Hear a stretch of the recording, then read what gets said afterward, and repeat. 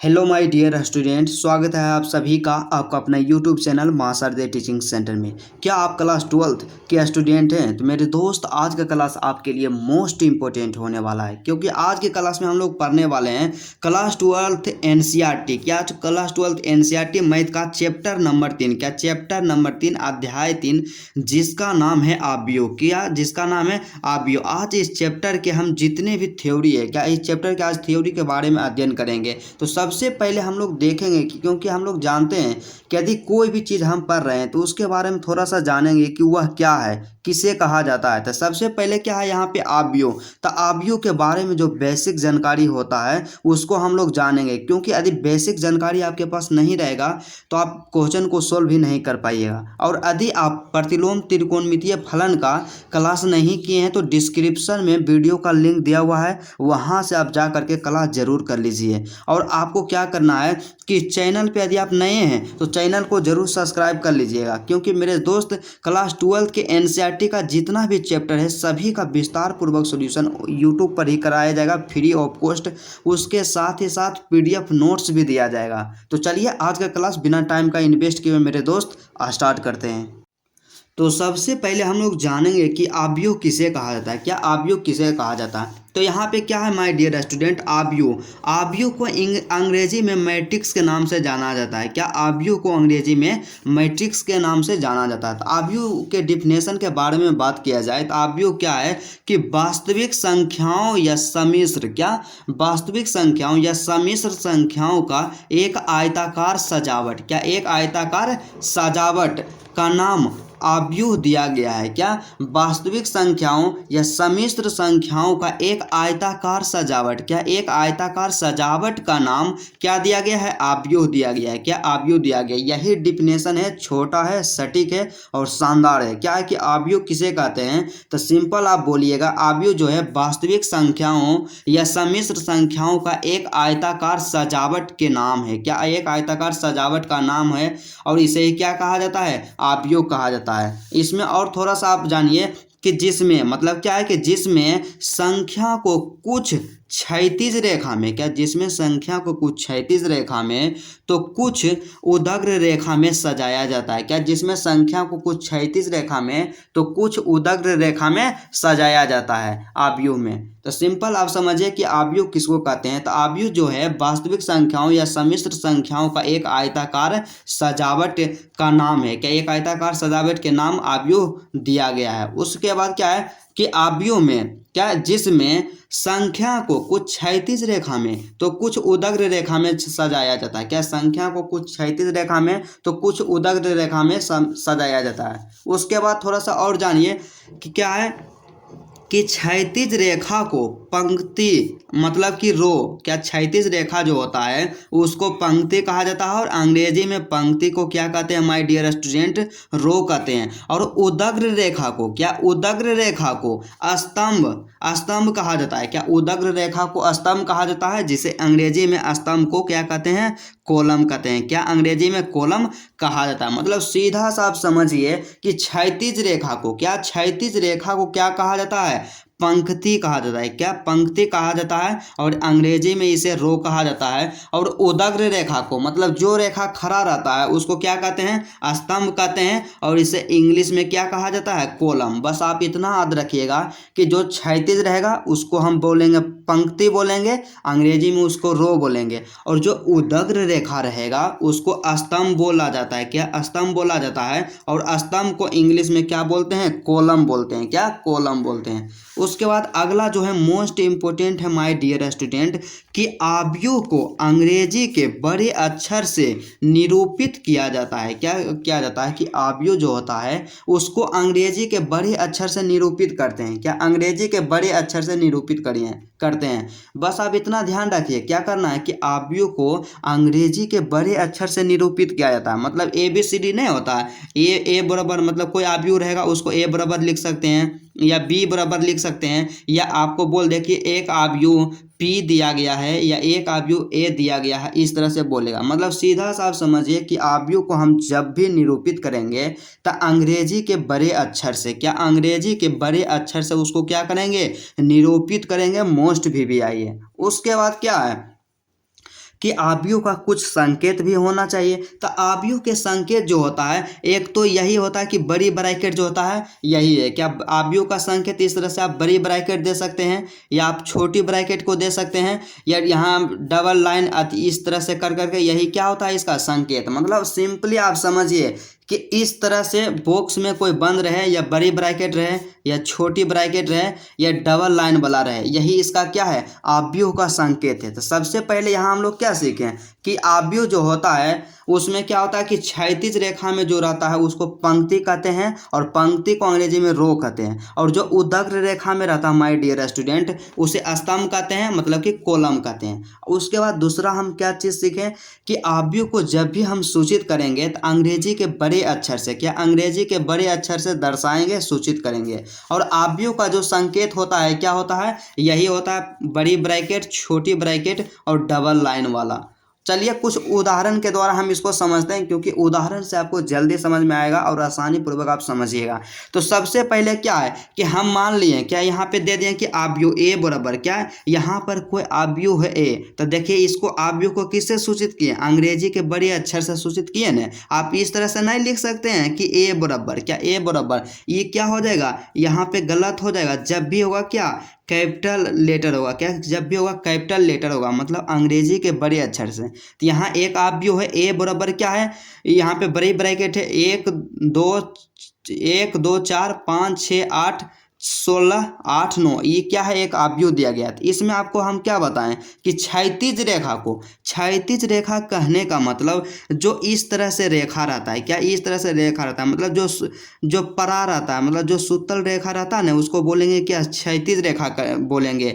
और जो खड़ा रहता है, क्या जो खड़ा रहता है मतलब इस तरह से जो रहेगा खड़ा रेखा रहेगा उसको क्या बोलेंगे स्तंभ बोलेंगे, क्या स्तंभ बोलेंगे, और स्तंभ को अंग्रेजी में कॉलम बोलते हैं। तो इसमें क्या है यहाँ से मतलब क्षैतिज रेखा है इसको क्या बोलेंगे क्षैतिज, यहाँ से ये क्या हो गया क्षैतिज हो गया, ये भी क्षैतिज है और ये भी क्षैतिज है। अब क्षैतिज को हॉरिजॉन्टल बोला जाता है, हॉरिजॉन्टल लाइन। और उसके बाद क्या है क्षैतिज रेखा को हम आपको बताएं कि क्षैतिज को क्या बोलेंगे माय डियर, पंक्ति बोलेंगे, क्या पंक्ति बोलेंगे। और पंक्ति को अंग्रेजी में क्या बोलते हैं रो बोलते हैं, क्या रो बोलते हैं, क्या रो बोलते हैं। उसके बाद अगला जो यहाँ पे क्या है इसमें कि इस तरह से जो खड़ा लाइन रहेगा, जैसे यहाँ से 1 हो गया 2 हो गया और फिर क्या हो गया 3 हो गया, यहाँ से ये सब क्या है उसको बोलेंगे उदग्र रेखा, क्या उदग्र रेखा मतलब खड़ा रेखा। इसको अंग्रेजी में बोलते हैं वर्टिकल लाइन, क्या बोलते हैं वर्टिकल लाइन। और इसको क्या बोलेंगे उदग्र रेखा को स्तंभ बोलेंगे, क्या स्तंभ बोलेंगे या कॉलम बोलेंगे, क्या स्तंभ बोलेंगे और अंग्रेजी में इसे क्या कहा जाता है कॉलम कहा जाता है। मतलब आप सीधा सा इतना समझिए। तो यहाँ पे दूसरा एग्जाम्पल है, दूसरा एग्जाम्पल कि बी, क्या बी बराबर भी एक कोई मैट्रिक्स है। तो यहाँ पे इसको किससे सूचित किए हैं बी से, अंग्रेजी के बड़े लेटर से। आप कोई भी किसी भी लेटर से सूचित कर सकते हैं, बस क्या होना चाहिए उसका कंडीशन कि वह होना चाहिए क्या कैपिटल लेटर होना चाहिए, क्या हमेशा कैपिटल लेटर होना चाहिए। तो यहाँ पे क्या किए हैं कि यहाँ दिए 0 0 0 0 0 0, क्या है इसमें मतलब एक आव्यूह दिया गया है। तो इसमें आपको बताना है कि कितना पंक्ति है और कितना क्या है कितना पंक्ति है और कितना स्तंभ है। तो सबसे पहले क्या बोलें कि जो मतलब इस तरह से रहेगा पंक्ति इसको बोलते हैं, क्या पंक्ति इसको बोलते हैं। जो मतलब रहेगा क्षैतिज रेखा, क्या क्षैतिज रेखा को बोलते हैं पंक्ति, मतलब जो रहेगा इस टाइप में। तो पंक्ति को क्या बोलते हैं अंग्रेजी में रो बोलते हैं, क्या रो ROW। रो का मतलब क्या होता है पंक्ति होता है, तो पंक्ति होता है तो रो। तो इसको बोल सकते हैं R1, क्या R1, इसको बोल सकते हैं R2। मतलब इसमें क्या है एक पंक्ति और दो पंक्ति है तो हो गया यहाँ पे R1, इसके लिए भी R2, मतलब R1 R2। इससे पता चल गया कि दो पंक्ति है। अब स्तंभ के बारे में बात करते हैं। तो स्तंभ को आपको हम क्या बताएं कि इस तरह से जो रहेगा, इस तरह से जो रहेगा तो 1 हो गया 2 हो गया 3 हो गया। तो यह स्तंभ को किससे हम दर्शाते हैं, स्तंभ को अंग्रेजी में हम लिखते हैं कॉलम, क्या लिखते हैं COLUMN, क्या लिखते हैं अंग्रेजी में कॉलम। तो इसको लिख सकते हैं C1 C2 C3, क्या C1 C2 C3। मतलब सीधा सा आप समझिए कि जब भी कोई आव्यूह दिया हुआ रहे उसमें आपको बोल दें कि R1 का मतलब समझ लीजिएगा क्या है, R1 का मतलब R का मतलब क्या पंक्ति, R2 का मतलब क्या हो गया पंक्ति, मतलब पहला पंक्ति दूसरा पंक्ति, पहला स्तंभ दूसरा स्तंभ और तीसरा स्तंभ। इस तरह से आप इसको समझिएगा। तो इसमें क्या है कि पंक्ति की संख्या, क्या पंक्ति की संख्या, तो पंक्ति की संख्या कितना है, तो 1 और 2, क्या पंक्ति की संख्या 2 हो गया। और क्या है स्तंभ की संख्या, क्या स्तंभ की संख्या, तो स्तंभ की संख्या इसमें कितना है, स्तंभ की संख्या 1 हो गया, 2 हो गया, 3, मतलब 1 2 3, कॉलम 1 कॉलम 2 कॉलम 3, मतलब स्तंभ की संख्या 3, पंक्ति की संख्या 2 यहाँ पे है, 1 हो गया और 2 हो गया, कॉलम की संख्या 3 हो गया। उसके बाद अगला जो देखते हैं सबसे मोस्ट इम्पोर्टेंट है और आपसे इससे क्वेश्चन भी पूछा जाता है कि आव्यूह की कोटि, क्या आव्यूह की कोटि मतलब ऑर्डर ऑफ अ मैट्रिक्स, क्या ऑर्डर ऑफ अ मैट्रिक्स। तो हम लोग जानेंगे कि आव्यूह का कोटि क्या है और किसे कहते हैं। तो यहाँ पे क्या है कि माना, क्या माना कि ए एक आव्यूह है, क्या है कि मान लिए कि ए एक आव्यूह है जिसमें पंक्ति की संख्या, क्या पंक्ति की संख्या m है, क्या पंक्ति की संख्या m है और स्तंभ की संख्या n है, क्या स्तंभ की संख्या n है। मतलब सिंपली आप समझिए कि माना कि ए एक आव्यूह है जिसमें पंक्ति की संख्या क्या है m है और स्तंभ की संख्या क्या है n है। तो क्या है m गुने n, क्या m गुने n कोटि का आव्यूह कहा जाता है, क्या m गुने n कोटि का आव्यूह कहा जाता है। m क्या है पंक्ति और n क्या है स्तंभ, क्या n क्या है स्तंभ, तो m गुने n कोटि का आव्यूह कहा जाता है। यही क्या है इसका आव्यूह। मतलब सीधा सा समझिए कि यदि कोई एक आव्यूह a है जिसमें पंक्ति की संख्या m है और स्तंभ की संख्या n है, तो उसका जो कोटि होगा, उसका जो ऑर्डर होगा m गुने n होगा, क्या m गुने n होगा। m गुने n का जो मान आएगा नहीं, सिर्फ m गुने n, यही क्या हो गया उसका कोटि हो गया, ऑर्डर हो गया। एक उदाहरण के द्वारा हम लोग समझते हैं कि उसमें मतलब किस तरह से उसका कोटि होता है, ऑर्डर होता है। तो सबसे पहले क्या है कि हम मान लिए कि यहाँ पे एक आव्यूह है ए, क्या यहाँ पे एक आव्यूह है ए। तो इस आव्यूह में आप देखिए कि पंक्ति की संख्या, तो पंक्ति की संख्या कितना है, तो पंक्ति एक पंक्ति यहाँ से है और एक पंक्ति यहाँ से है, मतलब हो गया यहाँ पे क्या हो गया R1, यहाँ पे क्या हो गया R2। मतलब पंक्ति की संख्या जो यहाँ पे दिया गया है इस आव्यूह में 2 दिया गया है, क्या पंक्ति की संख्या 2 है। और स्तंभ की संख्या, तो स्तंभ की संख्या काउंट कीजिए, C1 हो गया, C2 हो गया, C3 हो गया, मतलब 1 स्तंभ 2 स्तंभ 3 स्तंभ। तो स्तंभ की संख्या यहाँ पे क्या है 3। तो इसलिए ये आव्यूह जो है इसका जो कोटि हो जाएगा, क्या आव्यूह की कोटि, क्या इसलिए आव्यूह की कोटि। तो आव्यूह का कोटि हम लोग क्या बताएं कि m गुना n होता है, क्या m गुना n होता है। तो यहाँ पे m है पंक्ति की संख्या और n है स्तंभ की संख्या। तो पंक्ति की संख्या कितना माय डियर स्टूडेंट 2 और स्तंभ की संख्या कितना है 3 है। तो इसका जो कोटि होगा m गुने n, मतलब 2 गुना 3, क्या 2 गुना 3, यही क्या हो गया इसका कोटि हो गया, क्या यही कोटि हो गया। इसको आप मल्टीप्लाई नहीं कर दीजिएगा कि 3 गुने 6 हो गया, क्या आव्यूह का ये जो आव्यूह दिया गया है इसका कोटि, गलत हो जाएगा। सिर्फ कोटि पूछे तो गुना के रूप में ही रह जाता है, क्या रह जाता है m गुने n होता है। तो m यहाँ पे 2 है, n यहाँ पे 3 है, तो 2 गुने 3 हो गया, इसका क्या हो गया कोटि हो गया, क्या 2 गुने 3 हो गया, इसका कोटि हो गया। एक और एग्जाम्पल से आप समझिए कि यहाँ पे मान लीजिए एक और आव्यूह है, 1 हो गया 2 हो गया 3 हो गया, क्या 1 2 3 और 4 5 6 7 8 9 8 7 6 इस तरह से। तो इसमें सबसे आप बताइए सबसे पहले कि m की संख्या कितना है, मतलब कि पंक्ति की संख्या कितना है। तो 1 पंक्ति हो गया, 2 पंक्ति हो गया, 3 पंक्ति हो गया, तो मतलब m बराबर 3। n बताना है, तो n का मतलब क्या होता है स्तंभ की संख्या, कॉलम की संख्या कितना है, तो 1 कॉलम 2 कॉलम 3 कॉलम 4 कॉलम, तो 4 कॉलम है। तो इसलिए इसका जो ऑर्डर होगा, क्या इसलिए इसका जो ऑर्डर होगा मतलब कि क्या है कि इसका जो कोटि होगा कितना हो जाएगा m गुने n हो जाएगा, क्या m गुने n। तो यहाँ पे m जो दिया हुआ है 3 और n का जो मान है 4, तो मतलब 3 इंटू 4 ही इसका क्या है कोटि है, क्या 3 इंटू 4 ही इसका क्या है कोटि है। उसके बाद अगला जो एग्जाम्पल यहाँ पे दिया गया है या इससे भी आप समझिए कि यहाँ पे एक आव्यूह क्या दिया गया है माय डियर स्टूडेंट b, यहाँ पे एक आव्यूह b दिया गया है जिसमें कि क्या है कि R1 यहाँ पे देखना है कि कितना है पंक्ति और उसमें कितना है स्तंभ। तो सबसे पहले पंक्ति को सूचित करते हैं हम करते हैं, आर से सूचित करते हैं, कैपिटल आर से, तो यहाँ पे हो गया R1 मतलब एक पंक्ति है तो R1, फिर दूसरा पंक्ति है तो इसको R2 लिख दीजिए, और तीसरा का पंक्ति यहाँ पे क्या है R3 है, मतलब इसमें टोटल 3 पंक्ति है। क्या टोटल 3 पंक्ति है। अब देखते हैं कि कॉलम कितना है इसमें, तो यहाँ पे एक कॉलम तो C1, 2 column C2, 3 column C3, तो C1 का मतलब एक कॉलम, तो C का मतलब क्या होता है कॉलम होता है, और कॉलम को C से सूचित करते हैं, तो इसलिए C1 हो गया, C2 हो गया, C3। मतलब सीधा सा समझिए कि इसमें m बराबर कितना है, पंक्ति का मान कितना है 3, और n बराबर कितना है, n का मान भी 3 है, मतलब पंक्ति की संख्या 3 है और कॉलम की संख्या 3 है। क्या रो की संख्या 3 है और कॉलम की संख्या 3 है। तो इसलिए इसका ऑर्डर क्या है कि इसलिए इसका ऑर्डर कहने का मतलब क्या हो गया कोटि, इसलिए इसका जो कोटि हो जाएगा m गुने n होगा। क्या होगा माय डियर स्टूडेंट कि m गुना n होगा, तो m के मान है 3, तो 3 गुना 3 क्या हो गया इसका कोटि हो गया। क्या 3 गुना 3 इसका कोटि हो गया। यही क्या है कि आव्यूह की कोटि है। क्या ऑर्डर ऑफ अ मैट्रिक्स है। क्या ऑर्डर ऑफ अ मैट्रिक्स, यही हो गया आव्यूह का कोटि।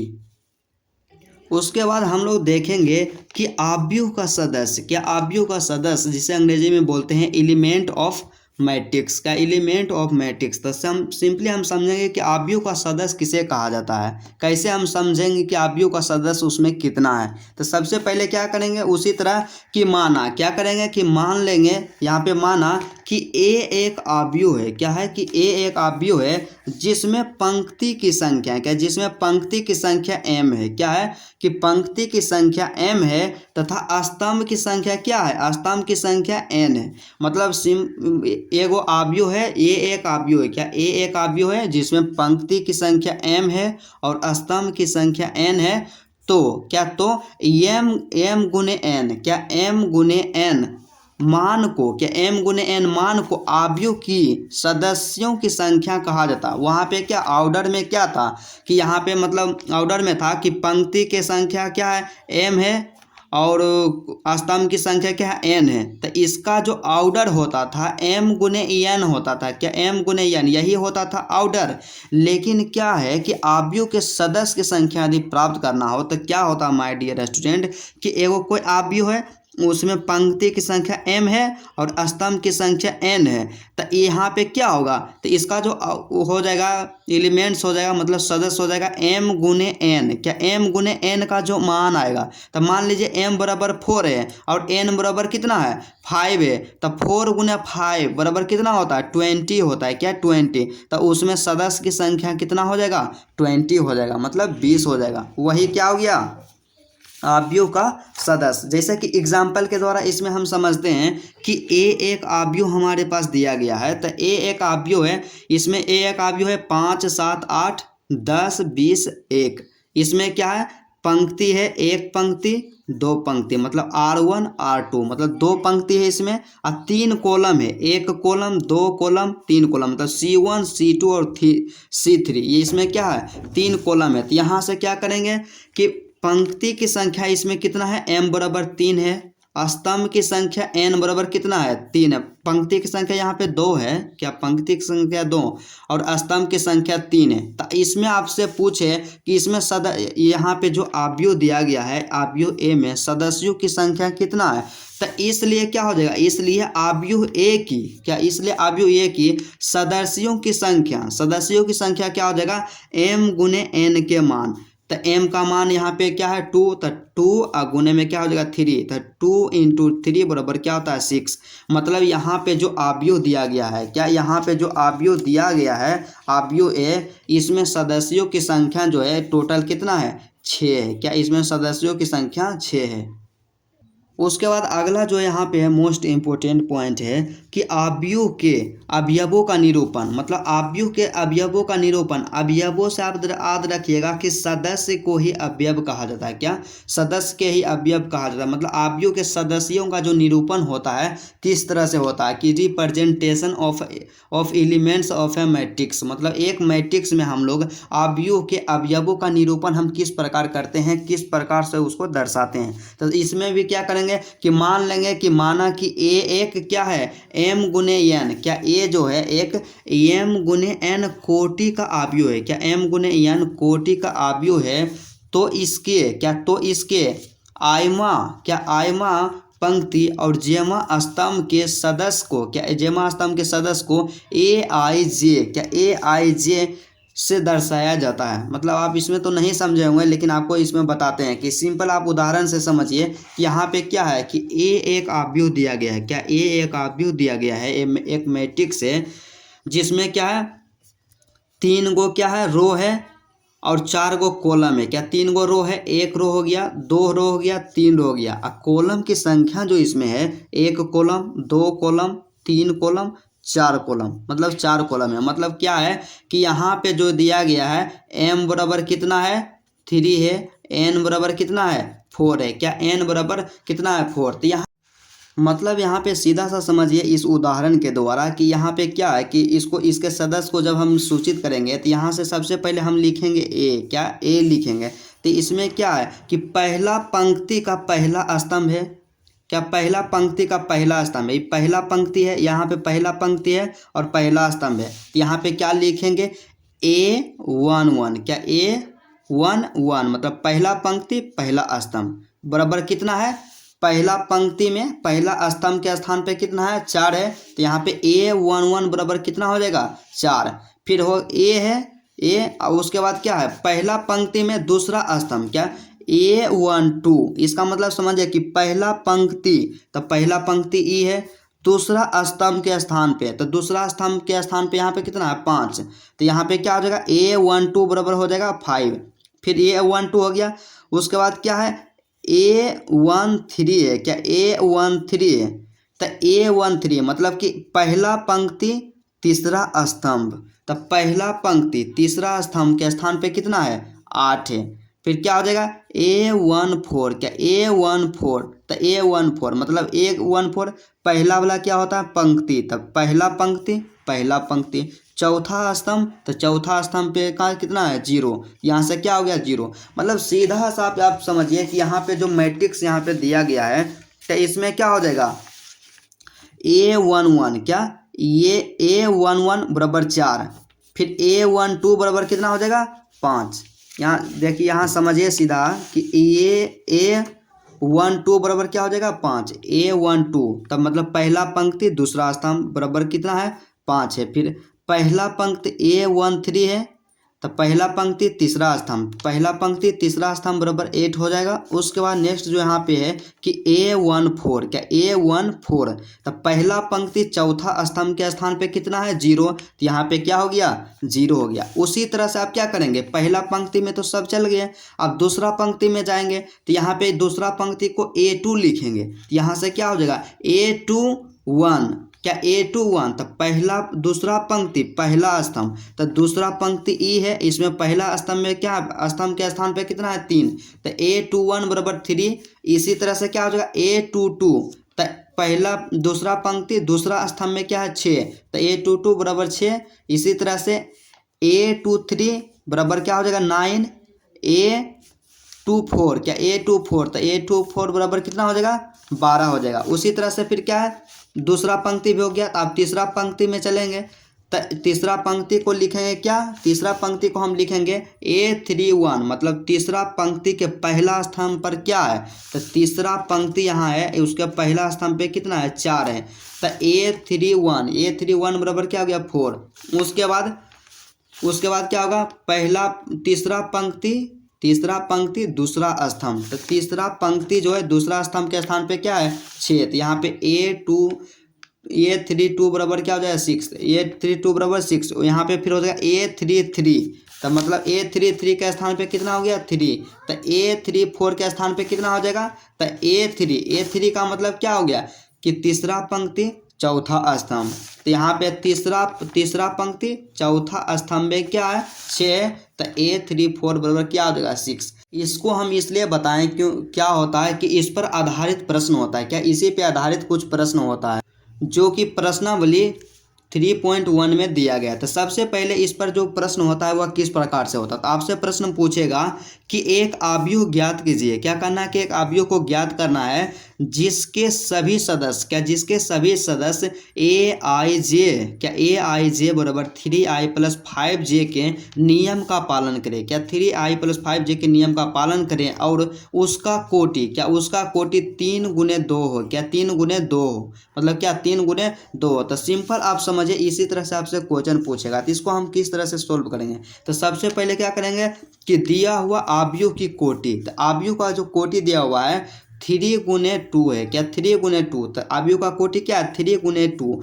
अर्थात इससे हमको पता चल गया कि पंक्ति की संख्या कितना है, पंक्ति का संख्या रहता है, कोटि किसको कहते हैं m × n को कहते हैं, क्या m × n, तो m क्या होता है पंक्ति और n क्या होता है स्तंभ। तब पंक्ति की जगह पे 3 और स्तंभ की जगह पे 3, मतलब पंक्ति की संख्या हो गया 3 और स्तंभ की संख्या कितना है इसमें 2 है, क्या स्तंभ की संख्या 2 है। मतलब सीधा सा समझिए कि जो आव्यूह होगा उसमें 3 गो पंक्ति होगा और 2 गो स्तंभ होगा। तो 3 गो पंक्ति बनाना है, तो एक पंक्ति, 2 पंक्ति, 3 पंक्ति इस तरह से बना लिए, और 2 स्तंभ बनाना है, तो 1 स्तंभ 2 स्तंभ बन गया। तब इसमें हम कैसे सूचित करेंगे, तो A11 हो जाएगा, क्या A11 हो जाएगा, A12 हो जाएगा, फिर A21 हो जाएगा, दूसरा पंक्ति है तो दूसरा पंक्ति को क्या लिखेंगे A2 लिखेंगे, तीसरा पंक्ति को A3 लिखेंगे।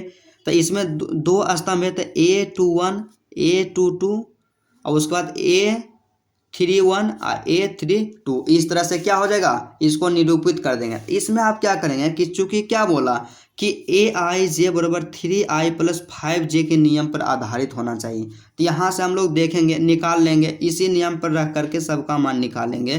तो A11, क्या A11, तो यहाँ से क्या हो जाएगा A11 बराबर, तो A11 बराबर क्या हो जाएगा, तो A11 बराबर यहाँ होगा, तो सबसे पहले क्या है 3 × i, क्या 3i का मतलब क्या हो गया 3 × i, तो यहाँ पे 3 है तो 3 i के जगह पे कितना हो जाएगा, यहाँ पे क्या है i के जगह पे है 1, तो यहाँ पे 1 प्लस है, प्लस दिए 5 है तो 5, और j है तो j का ये गुना हो जाएगा j, तो j के स्थान पे कितना है, j के स्थान पे 1 है। मतलब यहाँ समझिए कि A11 रहे तो इसको यहाँ शुरू वाला जो रहता है इसको बोलेंगे i, और जो लास्ट वाला रहता है इसको बोलेंगे j।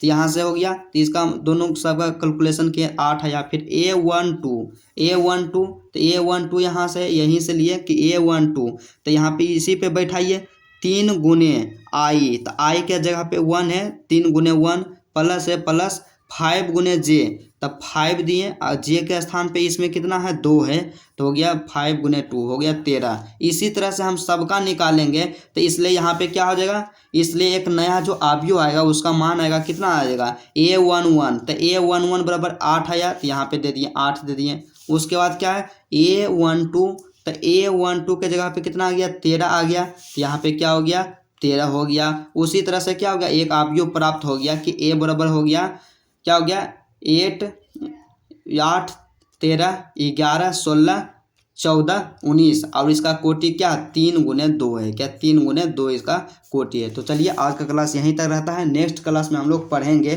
कि आव्यूह का प्रकार, क्या अगला क्लास में हम लोग पढ़ेंगे कि आव्यूह कितने प्रकार का होता है, क्या होता है कि आव्यूह के प्रकार के बारे में अगला क्लास में हम लोग विस्तार पूर्वक सॉल्यूशन करेंगे। तो चलिए आज का क्लास यहीं तक रहता है।